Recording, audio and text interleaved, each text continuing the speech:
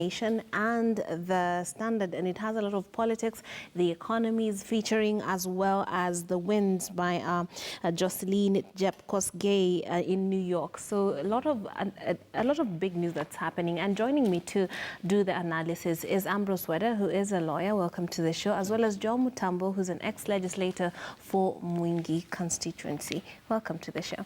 Now let's start off with the Daily Nation. We're told battle royale as Ruto Raila show their force, and we're told that high stakes as results will be bearing the future duels between DP and Orange Boss, while Waguru in earlier campaign for adoption of Building Bridges Initiative report. Meanwhile, Ukambani governors turn up for Raila in hotly contested by-elections. The same headline is reflected, rather, or a version of it, on the Standard.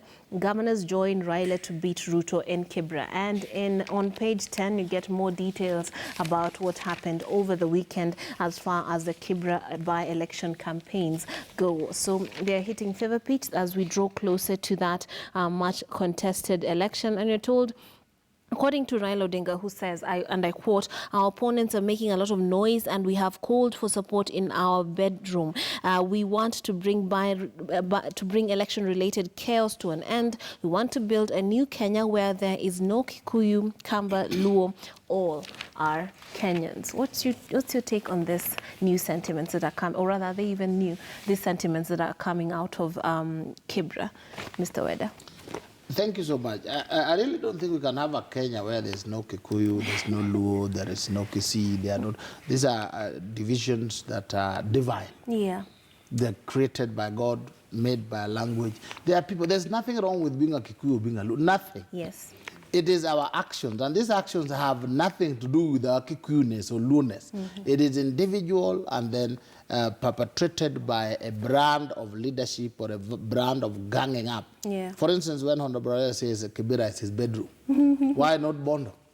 He's already putting other people out. He's saying, you can't come here. This is my bedroom. And he's not running for elections. He's just his bedroom because he has carved it out for himself. Yes. Therefore, he will speak with one language. You want a very united country, very nice country. But with other language, he's telling you, this is my home, exclude so-and-so, and so-and-so. And if you ask, are you really contesting? That is a language which should have come from Imran or the other candidates. Yeah. But looking at it, you will see that this was Honorable Raila's bedroom, as he says it.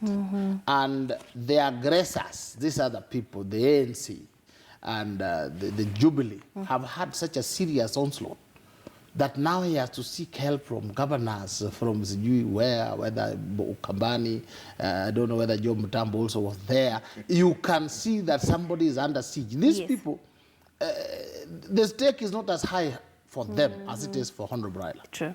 Because if Honorable Raila was to lose the way he lost in Embakasi, then people will be like, wow, this thing, there is a problem at the head. Yeah.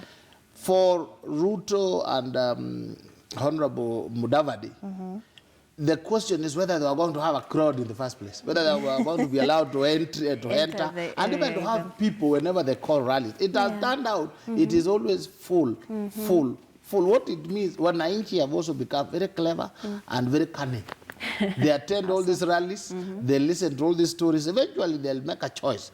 But for the purposes of being seen, these two leaders, Honorable William Ruto and Honorable Musalia Mudavadi, have made a good case for themselves. And they're saying, going forward, we have made inroads. So it will be very interesting, and I hear now it is anybody can win, anybody can lose. Yeah. But I think the big loss would be for Jacob himself. So Baba is the one. The stakes are really high. So high for him. And absolutely, that is the basis of our Twitter poll question. We are asking you to tell us whether you feel that the ongoing campaigns for that constituency are issue-based. Get on Twitter, let us know what you think, and we'll be sampling your views. You can also call us, and we'll get your opinions on as we go on with our discussions on the show. Honorable Mutambo, what's your take on the ongoing campaigns? Are they issue-based in your opinion? My take? Can I take a cup of tea? Sure. Thank you. All right. Thank you very much. Yes. Somebody said too much of everything is dangerous, or rather poisonous. And another one said, a picture speaks 1,000 words. what? 1,000 words. Yeah. I'm looking at your newspaper. At the top. And the picture is speaking. Whatever it is saying, I don't know. What Raila is doing is shooting himself on the hip.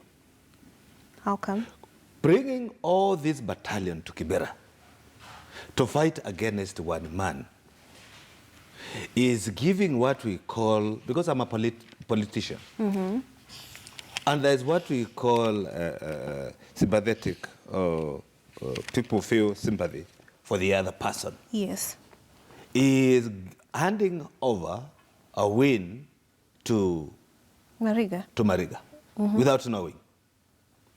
Once you bring Charity, Mutua, Kibwana to campaign or to talk to the Kambas who are in Kibra, Yes. you need to ask yourself, how is Kibwana, how is Gilo, how is Mutua doing in their own backyard? These are the same Kambas, and they speak on a daily basis. Gilo has got enough share of troubles in Kitui. You are transferring the same from Kitui to Kibra. Mutua has his equal blames in Machakos. You are bringing that to Kibra. Kibwana, we don't want to say much. Now, you have brought all those problems to Kibra. You are the same person, my good friend Raila, who told the nation, this woman, Waiguru, we have not forgotten. You are the same person who told us who Waiguru is. We don't want to talk about it. You are the whistleblower of NYS. You are the one who told us that this lady called Waiguru, right? Then you take the same person Right. to Kibra. Now, what are you doing? You are shooting yourself on the hip. Yeah. So, we're my going, yeah. take is this, that all these people brought to Kibra to fight just one simple man, and it is just against, it's like the nation versus Ruto. That's what I'm seeing. Yeah. Then that does not augur well for Kibra. If Raila could have left Imran Yes. versus Mariga, Mariga could have won that seat in the morning. Okay. Now let's not forget NC's Alois has hat is also in the That in is the ring. point But number one. yes, this is the basis of our next conversation. Yes. So I'm going to ask you to hold your thought and let's move on to other subjects as we look at just what's being covered in the papers. Then you can continue in the next segment. But there's also another big story based on the economy on the Standard, and we're told this man messed up a whole country, and the A student whose math didn't add up. That has to be do with former Treasury CS Henry Rotich. We all know what happened, and he landed himself in trouble. And of course, this is something that has not reached a conclusion yet in terms of investigations and what have you. But we're told that for 6 years, Henry Rotich never saw a loan he could say no to. And this resulted in a broken people and an economy in distress. And so this delves deeper into his whole tenure. And on page 4 and 5, we have more information on this. Mr. Weda, what's your take on this? I think let's put where the loss lies. The loss lies with the president and the deputy president. Right. When we did elections in 2013 and the country was very hopeful, the economy was doing very well. I remember the president and the deputy president wearing white shirts, State House, saying we are going through thousands and thousands of applications. Yeah. And we have now come, we are going to choose people, I don't know who have how many wives and how many children, people who, and they would come out with a list, and so got an A, and they did this and that. And they chose some 3 people. Then thereafter, they chose all these people. What am I saying? Yeah. Kenya has very good people. They ended up choosing 3/4 of the cabinet full of incompetent people. Right. And they can't sack them. They can't do anything. Even today, And they're doing nothing. So when things go around, they want to tell us it is Rotich. Rotich has been there for 6 years. Yes. And it's been on the downward trend. I have spoken about on this program, say, this man, how he ended up in the treasury and is there. It is because of friendship or because of tribe. Maybe you are my fellow Kalenjin, I'm the deputy president, you are my friend, you are in the treasury. So when things go wrong, there's very little they can do. The president can't sack him. Until now, there is a case. They can't sack others. There are several other cabinet secretaries who are not only incompetent, but Meguna will call them clueless. But the president can do nothing as we are going down the drain. The tourism industry has gone down. The education was going down until somehow now, as a matter of urgency, and they had to bring in Professor Magoha. Not that Magoha had been living in Jupiter or Mars. He has been here. But then we had to give friends or relatives. So this mess that we are going into, Right. the president and the deputy president should take blame, and then they go for mass and confession before the confession box. The borrowing of the loan, that can never be a private affair. This is discussed in cabinet, discussed with the president and the deputy president. They agree. They are the ones who elected. We didn't elect Rotich. They are the ones who brought Rotich to the people of Kenya. Yes. Otherwise, we didn't know who Rotich was. We didn't even care who he was. It is the president and the deputy who came wearing white shirts, red ties, telling us, oh, we are the best. Now we are where we are, and Rotich is where he is. And the people of Kenya are sitting in pain. Yeah. So much pain. The economy is going down.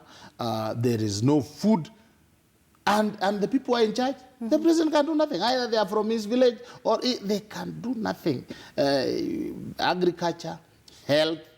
So the blame is not on Rotich. The blame is who gave him that job, which was too difficult for him. Yes. We can only blame him for not bowing out at a given time when he says, my brother, I think this thing is too much for me. Give me something lighter duties. Lighter duties. The way we know somebody had asked for lighter duties. Rotich would have also gotten lighter duties. Right. Finally, in an exam does not make you brilliant. It does not make you capable. Do you understand that? Yes. When you come out to life, it is a totally different ballgame. Sure. It requires wisdom, knowledge, hard work. You could sit in an exam, but that day what you have read are the ones which have come, and you write all of them. They say brilliant. That is not the basis of brilliance. Otherwise, this world would be led by the professors. Yeah. It would be led by the A students. Now, all the big things have not been done by the A student. Let nobody condemn me because I'm one of those A students, although I have done well. But if you look at statistics, the world is not run by the professors. Yes. This requires a bit more than just the academic brilliance. Yes. Now, speaking of that downward trend, you look at a graphic on page 5, you can see that very well documented right there, and we have, or rather elaborated.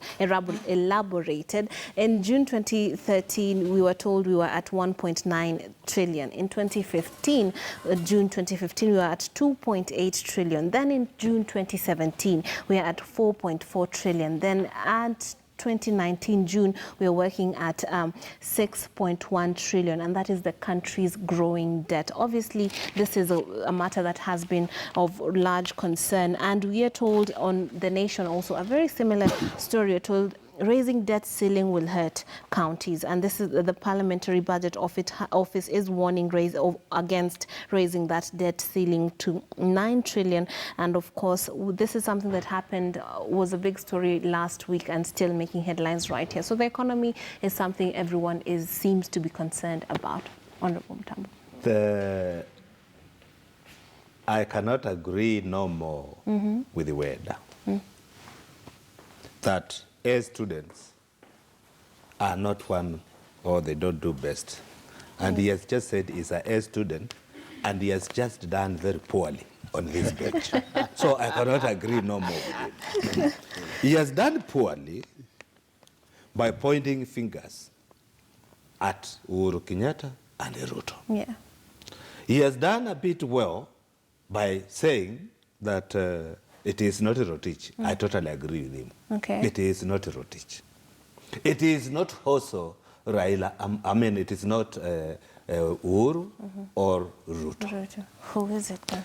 I saw this thing in 2013 after I was sworn in the parliament. And in June, there was a motion, I mean, there was a bill, which I brought to curb this problem. I saw it. Okay. The so-called constitution we have, which created 47 His Excellencies, 47 first ladies of this country, right? 47 times 11 ministers, 47 speakers, 1,000 plus MCAs who want to be treated like members of parliament, and they are honorable members. The day we created that thing, we sank or we dug our own pit hole. That is where we are. The demand of the money to go to the constitution and the appetite of misusing that money in the counties, you cannot blame it to Rotich, let me tell you. We are being told very clearly, when Rotich came on board, it was 1.9 trillion. Yes. If math has got anything to go by. They said, oh, no, we cannot do with 1.9, we need 2.8. They said, no, we cannot do with 2.8, we need 4.8, 4.4. I want to tell you, we just passed a bill to borrow more without Rotich. So, this is not the problem of Rotich. It is the demand of the money. And it will fund, let me tell you, whether can shake his head and legs and whatever. But the demand to fund these governments, because the so-called government cannot sustain themselves. Every morning they are saying we want more money in the county, at the county level. And they are not telling us what they have done. And each and every county from 001 to 047, there are questions. Auditor General has said the money has not been has been misused. And we still keep on giving them the money, and they are not telling us how much they are collecting. That is where the problem is. And with the 47 government, no, actually 48. We have 48, because you know me, I'm counting how many His Excellencies we have and how many first ladies. We may have less first ladies in this country more than the His Excellencies we have. The way we are spending our resources, we will still have appetite for more. And the money we are borrowing, most of it actually which is going to development, because if you look at most of the money which you have borrowed is going to development. Ideally. And the cost of those development, okay, how much we spend per kilometer. Give me 15, 20 million, I will do you a kilometer of road, tarmac road. Right. But a kilometer of road today in our country is costing almost 150 million. Yes. What does that tell you? Misuse. Right? So if we raise our finger to Uhuru Muigai Kenyatta and the constitution we have tells Uhuru Muigai Kenyatta give at least 15% to the counties, he has nothing to do with it. It is Kenyans who fought this document, we have it. It is Kenyans who passed this constitution, and it is not a blame to Uhuru Muigai Kenyatta. If we want to develop our country, I want to tell you, we will keep on borrowing, and without Rotich, today is 2019. Before 2022, we'll hit a 8 trillion mark without Rotich. Okay. So the A student, you can relax and just wait for the budget to go up without Rotich. Just allow me to clarify for Mheshimiwa. The money is going to the counties. Yes.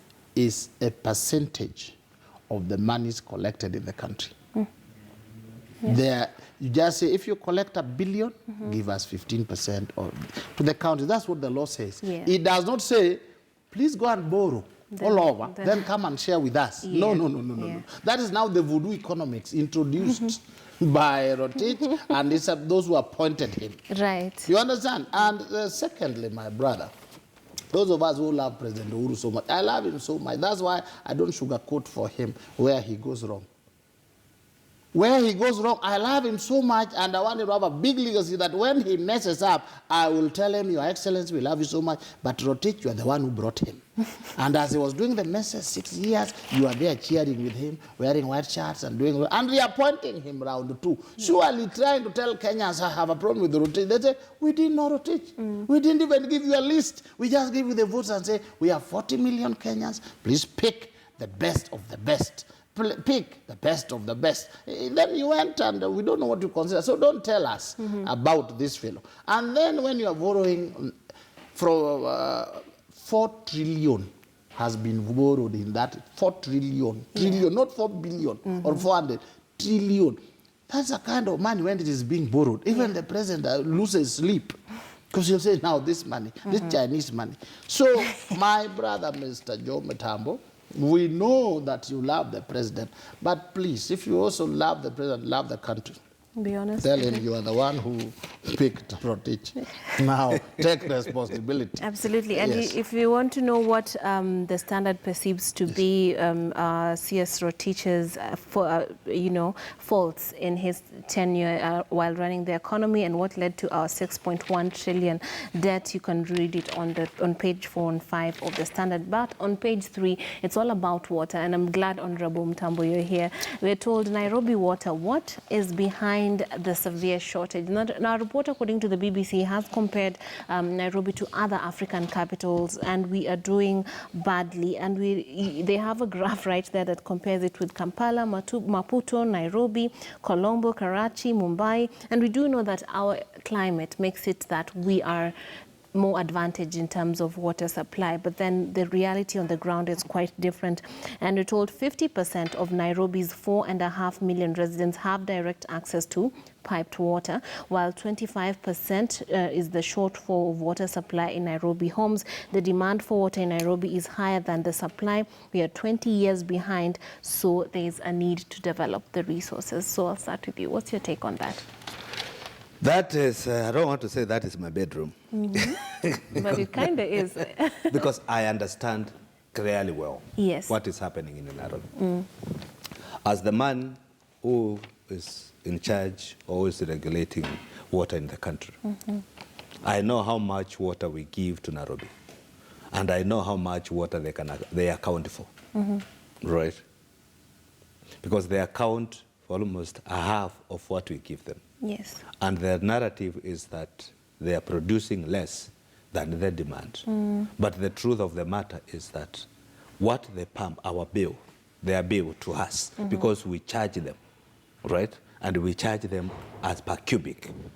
We know how much cubic they are taking on a daily basis.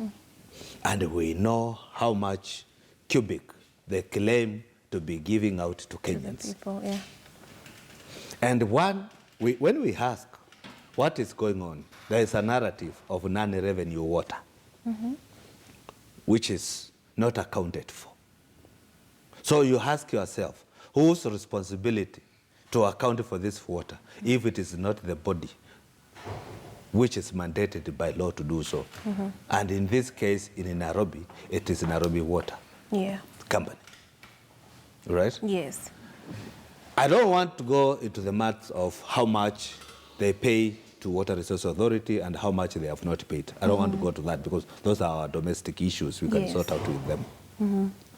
But I would purely tell Nairobians the reason why you do not have water in Nairobi, it is poor management. Okay. Poor management.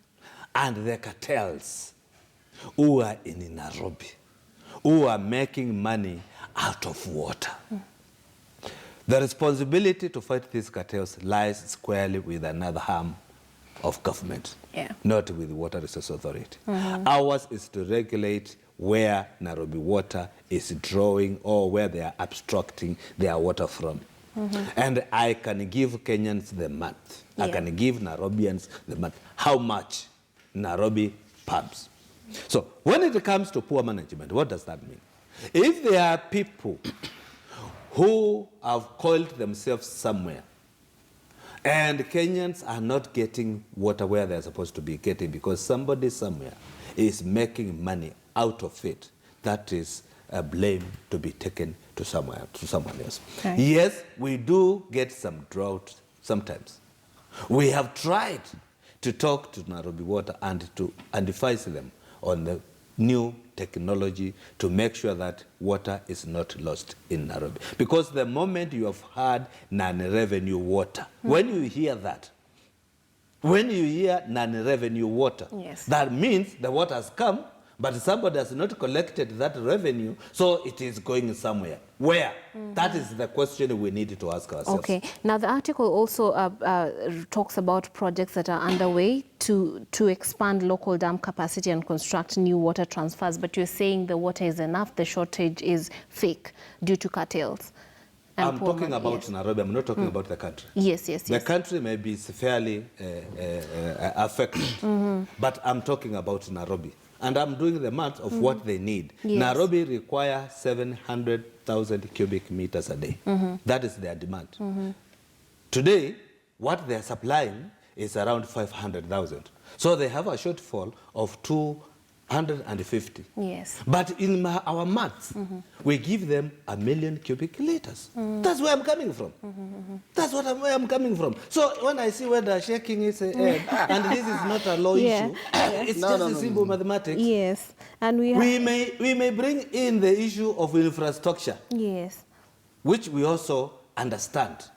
But to me, I will tell you, it is poor management. Yes, and even when it comes to that infrastructure, we're told that the projects that were due to be finished more than a decade ago, but have been facing problems. So also, you know, I'm shaking my head because I'm weeping. I said, Jehovah, where are you? Those who are in charge, like Joe Mutambo here, was supposed to do these things, are raising their hands. They are bringing stories, cubic, breakdown, accounted water. The only problem you would have singled out is if water is going to waste. You say we pump 1 million, 300 whatever is going out, being wasted. We see, and we will see it. It is not something secret. You will see it as a, water is pouring out here every day there. There is no water pouring out. Whether it is taken officially through the billing system or unofficially through the cartels, it still goes to the Nairobi people, and there's still not enough. Please do your planning from that perspective, that whatever it has been stolen or not stolen, it is still not enough. If it was enough, the cartels would be easily phased out. If the supply is more than the demand, the cartels would be easily finished. But if the supply is less than the demand, you create the cartel, because that precious commodity, therefore, becomes a merchantable good, and that good, therefore, creates a market where there's demand and there is the cartelism. Now, I'm now speaking as an economist also, lawyer economist. You'll see the A students that they are multi-pronged. So, the problem we have is that the supply was meant for us 20 years ago. We are increasing daily. The population is very high. But the distribution networks in the city have not gone deeper. The supply is less. So Joe Mutambo here has no idea. Governor Mike Mbugi Sonko has no idea. So we are just saying the cartels are the only ones who have idea. They know that whether needs water in his home and he needs 10,000 liters in 45 days, and they are ready. They tell you want water, sir? We bring it. John Mutambo, who is my woman paying daily, has no idea whether I have water or not. The problem is internal, from those who supply, those who regulate, up to Mike Mbugi Sonko. If we can just feel that pain completely. One day we will remove Mutambo and remove Sonko and put in people who can do these things. Allow me to correct you. Whether Joe Mutambo is not a service provider.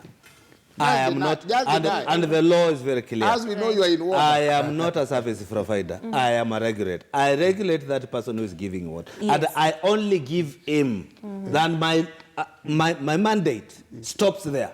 If I step in on which pipe have you taken where, I will be in court tomorrow. You'll be overstepping and you will be your the one mandate. taking. Absolutely. Because we use laws. We do Yes. not operate in a vacuum. Absolutely. There are laws. And all the institutions are governed by laws. True. So Joe Mutambu is not a water provider. I mean, let me not talk about Joe Mutambu. Water Resource Authority is not a water service provider. We are a regulator. If you understand that, a student. Yes, let's take a short break with our students, and when we come